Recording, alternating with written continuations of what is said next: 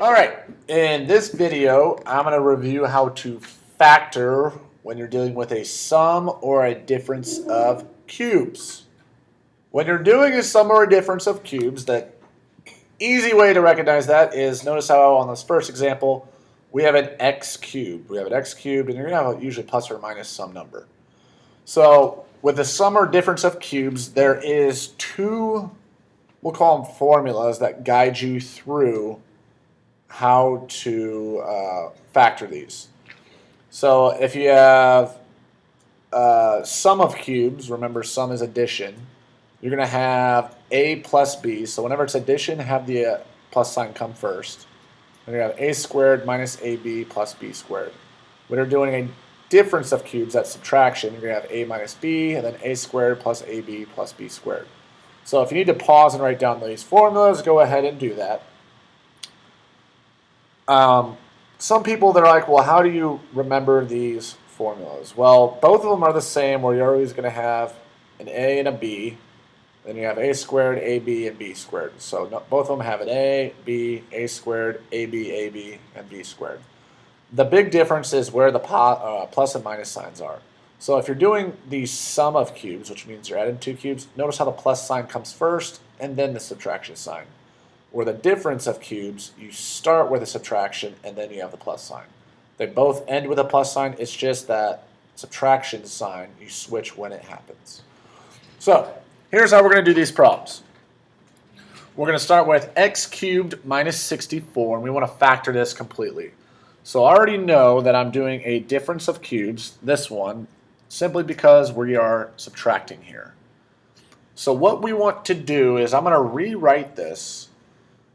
So I have some quantity cubed minus some other number cubed. So I want to think, what value would I have to cube to get x cubed? Well, this one's always pretty easy. It's just plain old x, because x to the third power is still x to the third power.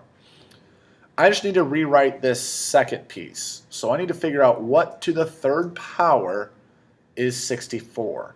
Now that might be something you know off the top of your head. You might need to play around with a little bit on your calculator and do like 2 to the third power, 3 to the third power, 4 to the third power. For this one, it is going to be 4 to the third power. Once you rewrite it, it's pretty simple to just plugging into the formula. So we have an a cubed minus b cubed, where this is our a and this would be our b. So I'm going to plug in, if my a is x and my b is 4, I'm going to plug into this bottom formula here. So this is going to equal a minus b, so x minus 4, and then I have x squared, or sorry, a squared, which in our case is going to be x squared, plus a times b, which is x times 4, which is 4x, and then plus b squared. Well, b is 4, 4 squared is 16. So that would be the correct factorization of x cubed minus 64. So I'm going to do one more. I'm going to do the sum of cubes. So I know I'm going to be using this top formula, but I want to rewrite it. So this is in the form of a cubed plus b cubed. So I want to figure out what a and b are. So I need to figure out what to the third power will give me 8x cubed, and what to the third power will give me 125. Well, I would start with the 8. So figure out what to the third power will give me 8. That is going to be 2. And then figure out, how do I get x to the third power? Well, that's just x. So we get 2x there.